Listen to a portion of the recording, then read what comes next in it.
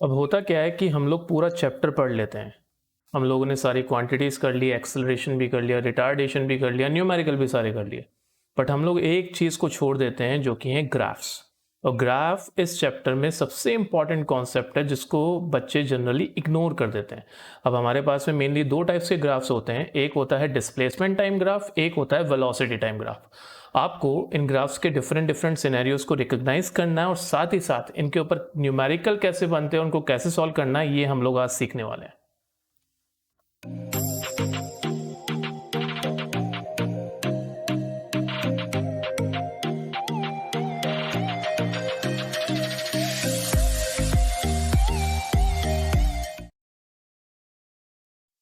Alright, तो सबसे पहले हमारे पास में आते हैं पोजीशन टाइम ग्राफ। अब पोजीशन टाइम ग्राफ में बनाते टाइम पे या देखते टाइम पे आपको किन बातों का ध्यान रखना है कि एक्स एक्सिस के अबाउट तो हमेशा टाइम रिप्रेजेंट होगा और वाई एक्सिस के अबाउट हमेशा पोजीशन रिप्रेजेंट होगी।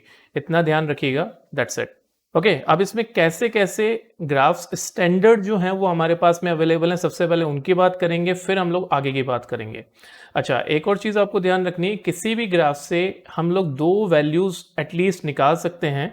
अब वो दो वैल्यूज़ निकालने का तरीका क्या होता है, एक तो हम लोग ग्राफ का स्लोप निकालते हैं और दूसरा हम ग्राफ का एरिया निकालते हैं, जो कि हमने इक्वेशंस ऑफ मोशन को डिराइव करने के काम में लिया था। ओके, सो फर्स्ट ग्राफ मैं ले रहा हूं यहाँ पे, when object is at rest. Object rest में मतलब ऑब्जेक्ट आप किसी भी टाइम पे लेंगे तो आपको सेम डिस्टेंस पे दिखाई देगा। मान लो कि ऑब्जेक्ट मुझे इनिशियली अपने से, मतलब मैं ओरिजिन पे खड़ा हूं, खुद से 20 मीटर के डिस्टेंस पे दिखाई दे रहा है।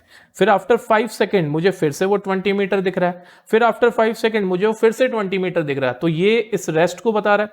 अब अगर मैं इन सारे पॉइंट्स को ज्वाइन कर दूं तो जो ग्राफ मुझे मिलेगा वो एक पैरेलल लाइन होगी with respect to time axis. X axis पे हमने टाइम को ले रखा है। सो ऐसे में जब भी ऑब्जेक्ट रेस्ट पे होता है तो हमको जो ग्राफ मिलता है वो एक पैरेलल लाइन होती है with respect to time axis. और टाइम को आप देख लीजिए, आपने किस एक्सिस पे लिया है, हमने एक्स एक्सिस पे लिया है, तो हमारे एक्स एक्सिस के पैरेलल होगी। ऑलराइट, सेकेंड टाइप का ग्राफ होता है graph is under uniform motion. Graph जब भी यूनिफॉर्म मोशन के अंडर जा रहा है, और ये हमने ऑलरेडी यूनिफॉर्म मोशन वाले टॉपिक में कवर कर लिया कि ऐसे में ग्राफ जो बनता है स्ट्रेट लाइन होता है। अब स्ट्रेट लाइन का मतलब क्या है? स्ट्रेट लाइन का मतलब है कि जितना इसकी वैल्यू y के अलोंग इंक्रीज होगी उतनी ही वैल्यू इसकी x के अलोंग इंक्रीज होगी। मतलब x और y एक्सिस के अबाउट ग्राफ जो होगा वो हमेशा एक कांस्टेंट डिस्टेंस पे रहेगा। ठीक है, सो इसलिए इसको स्ट्रेट लाइन बोला जाता है। अब इसकी एक खास बात और है, ऑब्जेक्ट जब भी यूनिफॉर्म मोशन में रहता है तो उसकी वेलोसिटी कांस्टेंट रहती है, मतलब वेलोसिटी कांस्टेंट। तो ऐसे में यही ग्राफ हमको एक और इंफॉर्मेशन दे के जाता है कि जब भी वेलोसिटी कांस्टेंट रहेगी तो इस केस में एक्सेलरेशन जीरो होगा। तो अगर आपसे ये पूछा जाए कि जीरो एक्सेलरेशन का डिस्प्लेसमेंट टाइम बनाइए बनाइए या पोजीशन टाइम ग्राफ बनाइए, तो आप स्ट्रेट लाइन बनाएंगे। या फिर आपको बोला जाए कि कांस्टेंट वेलोसिटी का पोजीशन टाइम ग्राफ बनाइए, तो भी आप स्ट्रेट लाइन बनाएंगे। और यूनिफॉर्म मोशन का ही ग्राफ होता है ये, तो ये यूनिफॉर्म मोशन की ही प्रॉपर्टीज मैं आपको बता रहा हूं। ऑलराइट, अब थर्ड होता है object is under non uniform motion. अब आपको पता है ऑब्जेक्ट नॉन यूनिफॉर्म मोशन में है तो उसका ग्राफ कैसे भी बन सकता है। मैं एक जनरल ग्राफ बना देता हूं कुछ ऐसा। बस ये चीज ध्यान रखिएगा कि जब भी ऑब्जेक्ट नॉन यूनिफॉर्म मोशन में है तो ना तो ग्राफ किसी एक्सिस के पैरेलल आपको दिखाई देगा, मतलब जैसे मैंने टाइम एक्सिस के पैरेलल फर्स्ट वाला ग्राफ बनाया था कि ऑब्जेक्ट रेस्ट में, और ना ही आपको ग्राफ स्ट्रेट लाइन दिखाई देगा जो कि यूनिफॉर्म मोशन में होता है। मतलब इन दोनों सिचुएशंस को छोड़ के ग्राफ कैसा भी बन सकता है। अब यहां पे दो डिफरेंट सिनेरियोज निकल के आते हैं। अब नॉन यूनिफॉर्म मोशन जब भी होती है मतलब वहां पे एक्सेलरेशन होता है। अब एक्सेलरेशन भी हमने पढ़ा था कि दो टाइप का होता है, एक होता है पॉजिटिव एक्सेलरेशन, एक होता है नेगेटिव एक्सेलरेशन। पॉजिटिव एक्सेलरेशन को हम लोग जनरल एक्सेलरेशन ही बोलते हैं और नेगेटिव एक्सेलरेशन को हम लोग रिटार्डेशन बोलते हैं। तो जब भी एक्सेलरेशन होगा तो ग्राफ आपको ऊपर की तरफ जाता हुआ दिखाई देगा कुछ ऐसे। ठीक है, एक्सेलरेशन के केस में पोजीशन टाइम ग्राफ ऐसे कर्व करता हुआ ऊपर की तरफ जाता हुआ दिखाई देगा। तो ये ग्राफ किसका बना है? एक्सेलरेशन का। अब नेक्स्ट केस होता है रिटार्डेशन। रिटार्डेशन का मतलब नेगेटिव एक्सेलरेशन। अब नेगेटिव एक्सेलरेशन का सिनेरियो जब भी बनेगा तो ग्राफ को ऐसे रिप्रेजेंट करा जाता है। ठीक है, इस तरीके से, मतलब ग्राफ डिक्लाइन हो रहा है। पर इनफैक्ट हम लोगों को बुक में ये वाला ग्राफ ऐसे दिखाई देता है, बट ज्यादा अच्छा अप्रोप्रिएट ग्राफ इसका कुछ ऐसे बनाया जा सकता है। इसमें आप साफ साफ देखेंगे कि पोजीशन जो हो रही है वो धीरे धीरे ऑब्जेक्ट की कम हो रही है टाइम के रेस्पेक्ट में, बट ये जो ग्राफ है स्ट्रेट लाइन के अलोंग नहीं आ रहा, थोड़ा सा कर्व होके आ रहा है। और कर्व होके आ रहा है मतलब यूनिफॉर्मली ऑब्जेक्ट मूव नहीं कर रहा, नॉन यूनिफॉर्मली मूव कर रहा है। तो नॉन यूनिफॉर्मली जब ऑब्जेक्ट मूव कर रहा है और उसकी डिस्प्लेसमेंट रिड्यूस हो रही है, मतलब पोजीशन उसकी धीरे धीरे करीब आ रही है ओरिजिन के, दैट मीन्स उसमें रिटार्डेशन हो रहा है। तो ये ग्राफ्स थे हमारे पोजीशन टाइम ग्राफ के जनरल ग्राफ्स। ओके, अब कुछ इम्पॉसिबल ग्राफ दिए जाते हैं जिसको देख के बच्चे कंफ्यूज हो जाते हैं और पहचान नहीं पाते वो कैसी क्वांटिटीज है। सपोज करो पहला ग्राफ मैं ये बनाता हूं और आप जब तक गैस करिएगा कि ये ग्राफ क्या इंफॉर्मेशन दे रहा है। अब अगर आप इस ग्राफ को ध्यान से देखेंगे तो आपको यह समझ में आएगा कि इसका सेम टाइम इंस्टेंट पे मतलब 10 सेकेंड के ऊपर डिफरेंट डिफरेंट पोजीशंस को रिप्रेजेंट कर रहा है ये ग्राफ। और ऐसा कहीं हो सकता है क्या कि एक ही टाइम पे ऑब्जेक्ट बहुत सारी पोजीशंस पे कैसे होगा? इसलिए ये ग्राफ इम्पॉसिबल ग्राफ है। ये तो सिर्फ गॉड के केस में पॉसिबल है कि गॉड इज एवरीवेयर। इस तरह का ग्राफ इम्पॉसिबल है बिकॉज ऐसी कोई चीज नहीं दुनिया में जो एक ही टाइम पे हर जगह हो। ऑलराइट, अब हम लोग एक दूसरे ग्राफ को ड्रॉ करते हैं। कुछ ऐसा ग्राफ अगर मैंने बना दिया तो ये भी इम्पॉसिबल ग्राफ है। इसको भी अगर आप ब्रेक डाउन करोगे, मतलब आप एक ही टाइम पे अगर इसकी पोजीशंस निकालोगे, तो मैं यहां से एक लाइन ड्रॉ कर रहा हूं परपेंडिकुलर टू दिस ग्राफ, ये 5 सेकंड के ऊपर। अब 5 सेकंड वाली इंस्टेंट पे मैंने ये ग्राफ को इंटरसेक्ट करके देखा तो मुझे ये पता पड़ा कि ये दो जगहों पे इंटरसेक्ट हो रहा है, मतलब इसकी दो अलग अलग पोजीशंस आ रही जो कि वापस इम्पॉसिबल है। और इस ग्राफ से एक और इंफॉर्मेशन मिलती है हमको कि टाइम में हम लोग पीछे आ रहे हैं, और टाइम में हम लोग अभी तक पीछे जाना नहीं सीखे क्योंकि टाइम ट्रेवल अभी हुआ नहीं है। अगेन ये ग्राफ इम्पॉसिबल है। तो जब भी आपको ऐसा ग्राफ दिखाई दे कि उसमें एक ही टाइम पे दो डिफरेंट डिफरेंट पोजीशंस अपीयर हो रही हो, तो ऐसे ग्राफ इम्पॉसिबल ग्राफ्स होते हैं। एकदम आसान है, यहां तक आई थिंक क्लियर हो गया होगा।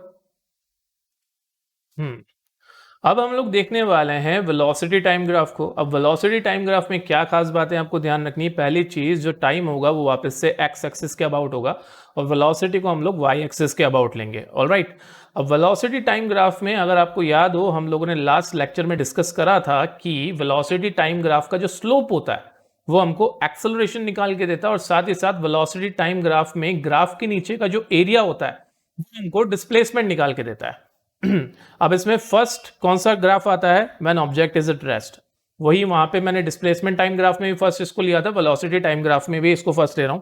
अब आप खुद सोच के देखिए, अगर ऑब्जेक्ट रेस्ट पे होगा, when object is in rest, तो उसकी वेलोसिटी क्या होगी? जीरो। तो वेलोसिटी जीरो होगी तो ग्राफ पे कोई भी डेटा आ सकता है क्या? नहीं आएगा, बिकॉज उसकी वेलोसिटी जीरो है, ऑब्जेक्ट रेस्ट है। तो ये ग्राफ कैसा रहेगा? एम्प्टी रहेगा। तो अगर कभी एग्जाम में ग्राफ आ जाए खाली ग्राफ और आपसे पूछा जाए ग्राफ क्या इंफॉर्मेशन दे रहा है, तो इसका मतलब क्या है कि object is at rest. Okay. Second, object is under a uniform motion. Object uniform motion कर रहा है, दैट मींस ऑब्जेक्ट की वेलोसिटी या स्पीड कांस्टेंट रहेगी। अब जब ऑब्जेक्ट की वेलोसिटी या स्पीड कांस्टेंट रहेगी तो हर इंस्टेंट पे आपको सेम वेलोसिटी देखने को मिलेगी। अब आप मानिए कि मैंने कह दिया कि ऑब्जेक्ट की इनिशियल वेलोसिटी 20 थी, आफ्टर 5 सेकंड देखने पे भी 20 मिल रही है, उसके बाद में भी 20 मिल रही है, उसके बाद में भी 20 मिल रही है। दैट मींस ऑब्जेक्ट एक कांस्टेंट वेलोसिटी से मूव कर रहा है, और ऑब्जेक्ट एक कांस्टेंट वेलोसिटी से मूव कर रहा है तभी तो ये बोला जाएगा कि object is under uniform motion. तो ऐसे में जो ग्राफ बनता है वो पैरेलल टू टाइम एक्सिस बनता है। अब ये वेलोसिटी टाइम ग्राफ में हो रहा है। डिस्प्लेसमेंट टाइम ग्राफ में पैरेलल टू टाइम एक्सिस जो ग्राफ था उसमें ऑब्जेक्ट रेस्ट में था, और यहां पे वेलोसिटी कांस्टेंट है बिकॉज वाई एक्सिस के अबाउट हम लोगों ने क्या बता रखा है? वेलोसिटी। तो इस सिनेरियो में ऑब्जेक्ट की वेलोसिटी कांस्टेंट रहेगी। आसान। अब अगले सिनेरियो में चलते हैं कि object is under non uniform motion. Object uniform motion नहीं कर रहा, मतलब उसकी वेलोसिटी चेंज हो रही है, वेलोसिटी इंक्रीज या डिक्रीज होगी। तो इसमें बहुत सारे ग्राफ बन सकते हैं। मान लो कि ऑब्जेक्ट की वेलोसिटी टाइम के रेस्पेक्ट में यूनिफॉर्मली इंक्रीज हो रही है, मतलब ऑब्जेक्ट का जो एक्सेलरेशन है वो यूनिफॉर्म है। तो ऐसे केस में ये स्ट्रेट ग्राफ बनेगा। इसका मतलब क्या है कि यूनिफॉर्म एक्सेलरेशन यूनिफॉर्म है, बट वेलोसिटी जो है वो यूनिफॉर्म नहीं है। ठीक है, ये चीज ध्यान रखना, कंफ्यूज मत होना इसमें कभी भी, क्योंकि वेलोसिटी जब चेंज होगी तभी एक्सेलरेशन बनेगा। पर वेलोसिटी टाइम ग्राफ पे जब भी स्ट्रेट लाइन आपको दिखाई दे, दैट मींस उसका मतलब क्या होता है कि ऑब्जेक्ट का एक्सेलरेशन यूनिफॉर्म रहेगा। नेक्स्ट, अब अगर ऑब्जेक्ट के अंदर एक्सेलरेशन हो रहा है और वो यूनिफॉर्म नहीं है तो ग्राफ कैसा बनेगा? कांस्टेंट एक्सेलरेशन का मैंने बता दिया। ग्राफ कुछ ऐसा बनेगा कि object is under non uniform acceleration, acceleration हो रहा है बट टाइम के रेस्पेक्ट में कांस्टेंट नहीं है, एक्सेलरेशन उसका पॉजिटिव है, वेलोसिटी बढ़ रही है बट कॉन्स्टेंटली इंक्रीज नहीं हो रही, तो ग्राफ कैसे जाएगा, थोड़ा सा कर्व लेता हुआ ऊपर की तरफ। और अगर इसी का उल्टा हम लोग करें कि ऑब्जेक्ट इज अंडर रिटार्डेशन, अब रिटार्डेशन मतलब इसका नेगेटिव एक्सेलरेशन होगा, और नेगेटिव एक्सेलरेशन का मतलब क्या है कि उसकी वेलोसिटी टाइम के रेस्पेक्ट में यूनिफॉर्मली डिक्रीज हो रही है। मैं बोल रहा हूं कांस्टेंट रिटार्डेशन, कांस्टेंट मतलब यूनिफॉर्मली रिड्यूस होगी उसकी वेलोसिटी टाइम के रेस्पेक्ट में। और इसी को अगर मैं बदल दूं, मैं कहूं कि ऑब्जेक्ट वेरिएबल रिटार्डेशन में है, मतलब नेगेटिव एक्सेलरेशन उसका वेरिएबल है, कांस्टेंट नहीं है, तो ग्राफ कैसा हो जाएगा, कुछ ऐसा कर्व लेता हुआ नीचे आएगा। ऑलराइट,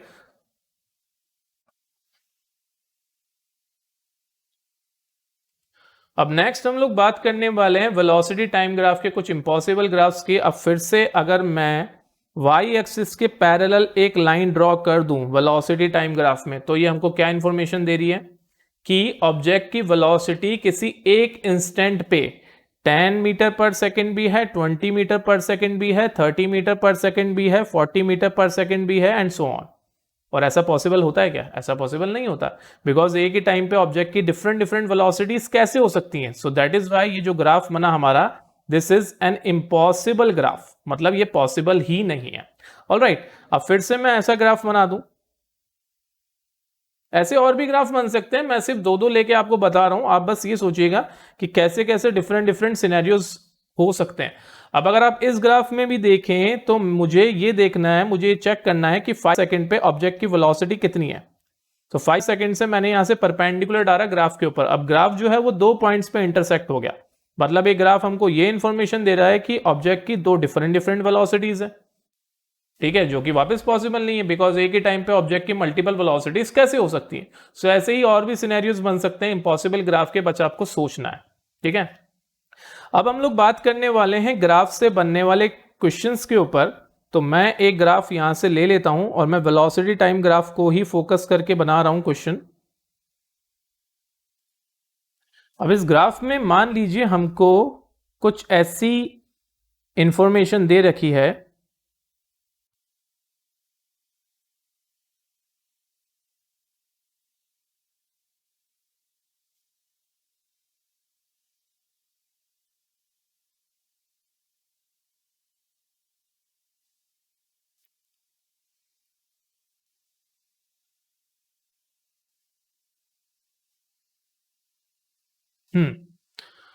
और क्वेश्चन ये है कि एक ऑब्जेक्ट है जो कि किसी पॉइंट ए से लेकर बी तक ट्रेवल कर रहा है और इंटरमीडिएट पॉइंट सी और डी कहीं पे आ रहे हैं।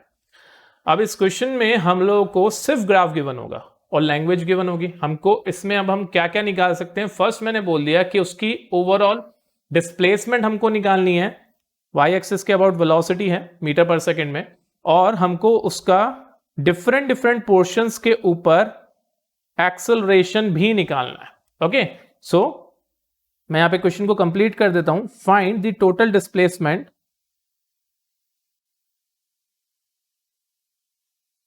And acceleration of AC, CD and BD। In different different जगहों पे हमको एक्सेलरेशन निकालना है और पूरी जर्नी की हमको डिस्प्लेसमेंट निकालनी है। सो डिस्प्लेसमेंट निकालने का काम सबसे आसान होता है। अब जरा आप सेकंड इक्वेशन ऑफ मोशन याद कीजिए। सेकंड इक्वेशन ऑफ मोशन हमने वेलोसिटी टाइम ग्राफ से ही डिराइव करी थी, और वहां पे मैंने आपको छोटी सी बात बताई थी कि area under velocity time graph gives us displacement. Okay, अब आप इस वेलोसिटी टाइम ग्राफ के नीचे नीचे का पूरा एरिया देखिए। इसको या तो आप पूरे जो भी आपको शेप दिखाई दे रहा है, मुझे यहाँ पे ट्रेपेजियम दिखाई दे रहा है, या तो आप इस पूरे ट्रेपेजियम का एरिया निकाल लीजिए, या फिर मेरे को दो ट्राइंगल और एक रेक्टेंगल भी दिख रहा है, इन दो ट्राइंगल्स और रेक्टेंगल के एरिया से भी आप इसको निकाल सकते हैं। सो जैसी आपकी चॉइस हो आप वैसे निकाल सकते हो। मैं दो ट्राइंगल और एक रेक्टेंगल का एरिया यूज करके निकालने वाला हूं। ऑलराइट, सो मैं यहां पे क्या लिखने वाला हूं, total displacement is equals to area of triangle. अब मुझे इसके और नेम्स देने पड़ेंगे, ABCD, इसको मैं E बोल देता हूं, इसको मैं F बोल देता हूं। So area of triangle ACF plus area of rectangle CDFE plus area of triangle DBE। थोड़े से नाम आगे पीछे हो गए हैं, बाकी काम हो जाएगा हमारा। ओके, अब हम लोगों को सबसे पहले इस ट्राइंगल का एरिया निकालना है। अब इस ट्राइंगल के लिए आप देखें तो इसका बेस कितना है, 5 से लेके 10, मतलब इसका बेस है 5 यूनिट। तो बेस है इसका 5 और इसकी हाइट देखेंगे तो F से लेके C, तो ये कहां तक जा रही है, 20 तक। तो हाइट कितनी हो गई, 20। सो सीधा हम लोग फॉर्मूले पे आ रहे हैं। एरिया ऑफ ट्राइंगल होता है half into base into height. First वाले ट्राइंगल का बेस अभी अभी हमने डायग्राम से देखा 5 है और उसकी हाइट है 20। नेक्स्ट हमारा रेक्टेंगल आ रहा है। रेक्टेंगल का हम लोग बेस अगर देखें तो रेक्टेंगल का बेस देखिए कहां से कहां तक जा रहा है, 10 से लेकर 20 तक। तो बेस कितना हो जाएगा, 20 में से 10 को सब्ट्रैक्ट कर दो तो 20 minus 10 that will give us 10। और हाइट इसकी कितनी हो जाएगी, यहां से एक्स एक्सिस से लेकर डी तक जा रहा है, मतलब 20 तक। सो इसका एरिया 10/20। और लास्ट हमारे पास में जो थर्ड शेप आ रहा है, थर्ड शेप भी एक ट्राइंगल है। इस ट्राइंगल का आप बेस देखेंगे तो 20 से लेके 25 तक जा रहा है। दैट मीन्स 25 में से 20 को सब्ट्रैक्ट कर दीजिए। सो 5 तो इसका बेस आ गया। तो मैं यहां पे लिखता हुआ चलता हूं plus half into base which is 5। और हाइट अगर आप इसकी देखें तो हाइट भी यहां से 20 ही आ रही है। So height is also 20। So cancel करा, ओके ये 20 था, मैंने गलत लिख दिया इसको, 5 इंटू 20 होना चाहिए था। तो यहां पे 10 बना, तो ये बन गया 50 प्लस ये हो गया 200 और लास्ट में फिर से 50। So overall displacement is 300 metre. बताओ कैसा लगा, है इजी। अब नेक्स्ट हमको इसके डिफरेंट डिफरेंट पोर्शंस के ऊपर एक्सेलरेशन फाइंड आउट करना है। और एक्सेलरेशन फाइंड आउट करने का तरीका होता है, आपको ये स्लोप निकालना होता है। और स्लोप निकालने का सबसे आसान तरीका है, आप परपेंडिकुलर और बेस का रेशियो निकाल लीजिए। ऑलराइट, तो सबसे पहले मैं निकाल रहा हूं एक्सेलरेशन इन AC। तो फर्स्ट हो जाएगा acceleration from A to C। और इसका तरीका क्या है, परपेंडिकुलर अपॉन बेस। इतना सिंपल है। अब आप देखिए यहाँ पे ट्राइंगल बन रहा है तो परपेंडिकुलर आपको दिखाई देगा, बेस भी आपको दिखाई देगा। इसका परपेंडिकुलर कौन है, CF, और बेस है EF। So it will be CF upon EF and the value of CF is 20 और value of EF is 5। So ये कैंसिल होके क्या बन गए हैं, acceleration from A to C it has 4 metre per second square. ठीक है, अब ये तो हो गया इसका आसान तरीका। अब इसका थोड़ा सा आप डिटेल्ड तरीका देखिए। हम लोगों ने कैसे पढ़ा था, एक्सेलरेशन क्या होता है, V minus you upon T. ठीक है, ये डिटेल तरीका मैं इसलिए बता रहा हूं क्योंकि आगे जब रिटार्डेशन होगा तब आपको कोई कंफ्यूजन ना हो। तो अब मैं फिर से यहां पे लिख रहा हूं कि यहां पे V minus you upon T से मैं इसको करके देखता हूं। अब A से लेके C के अलोंग जब हम जा रहे हैं तो हमारी फाइनल वेलोसिटी आप देखिए, C पॉइंट पे वेलोसिटी इसकी कितनी है, 20 मीटर पर सेकेंड। ये इसकी फाइनल वेलोसिटी हो गई। और बिकॉज हमने A से स्टार्ट करा है तो इनिशियल वेलोसिटी कितनी है, 0। और टाइम तो आपको नीचे दिखाई दे रहा है 5 है। तो दैट मीन्स ये वापस से क्या लिखूंगा मैं इसको, 20 माइनस 0 अपॉन 5। ये ज्यादा प्रॉपर तरीका है बिकॉज इससे आप नेगेटिव वाले भी बहुत आसानी से कर सकते हैं। तो फिर से मेरा 4 मीटर पर सेकेंड स्क्वायर आया। ऑलराइट, ये हुआ एक्सेलरेशन फर्स्ट ब्रांच का दोनों तरीकों से। अब हम लोग सेकंड में एक्सेलरेशन देखते हैं C से D के अलोंग। अब इसको करने की आपको जरूरत वैसे होनी नहीं चाहिए बिकॉज अभी अभी मैंने आपको डिफरेंट टाइप ऑफ ग्राफ्स में बताया कि ये ब्रांच अगर कोई भी स्लोप जो बनता है, कोई भी ग्राफ बनता है वेलोसिटी टाइम ग्राफ के अलोंग, जो भी हम लोग ग्राफ बनाते हैं वो अगर पैरेलल टू एक्स एक्सिस या फिर पैरेलल टू टाइम एक्सिस हो तो वहां पे वेलोसिटी क्या होती है, कांस्टेंट। और वेलोसिटी बिकॉज यहां पे कांस्टेंट रहेगी तो एक्सेलरेशन 0 आएगा। और अगर आप नहीं मानते हो इस बात को तो मैं आपको करके भी बताता हूं। C से D के ऊपर अगर मैं निकालना चाहूं second part, velocity along CD, तो फिर से मैं वही फॉर्मूला लगा रहा हूं, final velocity minus initial velocity upon time. अब देखो C से D के अबाउट हम लोग वेलोसिटीज देखते हैं। अगर आप D पे वेलोसिटी देखो तो 20 मीटर पर सेकेंड है, और अगर आप C पे वेलोसिटी देखो तो वो भी 20 मीटर पर सेकेंड है। सो न्यूमरेटर में क्या हो जाएगा, final velocity is 20 minus initial velocity is 20। और नीचे टाइम कितना है इसका पूरी रेंज का, 10 से लेकर 20 तक गया ये। दैट मीन्स कितना हो गया, फिर से 20 माइनस 10 जो कि 10 हो जाएगा। तो मैं एक बार को पूरा ही लिख देता हूं, 20 माइनस 10। सो न्यूमरेटर में आ गया 0, डिनोमिनेटर में आ गया 10 और वापस हमारे पास में क्या बचा, 0। तो मैंने पहले ही बोला था कि जब भी velocity time graph parallel to time axis होता है तो उस केस में एक्सेलरेशन क्या आता है, 0। अब सबसे खास चीज पे चलते हैं हम लोग, थर्ड वाले पार्ट के ऊपर हमारा यहाँ पे एक्सेलरेशन था ये। अब सबसे थर्ड पार्ट के ऊपर चलते हैं हम लोग, that is acceleration from D to B. Acceleration from D to B. So इसके लिए फिर से मैं फॉर्मूला लिख रहा हूं, final velocity minus initial velocity upon time. अब आप देखिए डी से जब बी पे जाएगा तो इसकी फाइनल वेलोसिटी क्या हो रही है, 0, बिकॉज ये फिर से कहां जाके मिल रहा है, एक्स एक्सिस से। और इनिशियल वेलोसिटी कितनी हो रही है, 20 metre per second. So it will B final velocity is 0, initial velocity is 20। और नीचे की तरफ आप इसका अगर टाइम देखें तो वैसे तो आपको जनरली ये 5 दिखाई दे रहा होगा, बट अगर किसी को नहीं भी दिखता है तो पूरा तरीका क्या है, फाइनल टाइम जो आ रहा है उसमें से इनिशियल वाले टाइम को सब्ट्रैक्ट कर दो इस एक्सिस के अबाउट। तो अगर मैं यहां से देखूं तो मेरा जो फाइनल टाइम है वो 25 है और इनिशियल टाइम जो है वो 20 है, तो 25 माइनस 20। सो अगेन ये कितना हो जाएगा, माइनस का 20 अपॉन 5। सो इस बार जो एक्सेलरेशन आया वो माइनस का 4 मीटर पर सेकेंड स्क्वायर आया। और अभी अभी आपने ग्राफ में ये देखा था, मैंने अभी बताया है कि जब भी ग्राफ वेलोसिटी टाइम ग्राफ ऐसे नीचे की तरफ स्ट्रेट लाइन जा रहा हो तो इसका मतलब क्या होता है, रिटार्डेशन। और यहां पे नेगेटिव का साइन हमको यही बता रहा है कि हमारा इस केस में क्या हुआ है, रिटार्डेशन। और उसकी वैल्यू कितनी आई है, माइनस का 4 मीटर पर सेकेंड स्क्वायर। आसान। सो आई थिंक अब आपको ये पूरा कॉन्सेप्ट समझ में आ गया होगा। इसके ऊपर डिफरेंट कैसा भी क्वेश्चन बने आप इसको करने के लिए तैयार हो। ऑलराइट।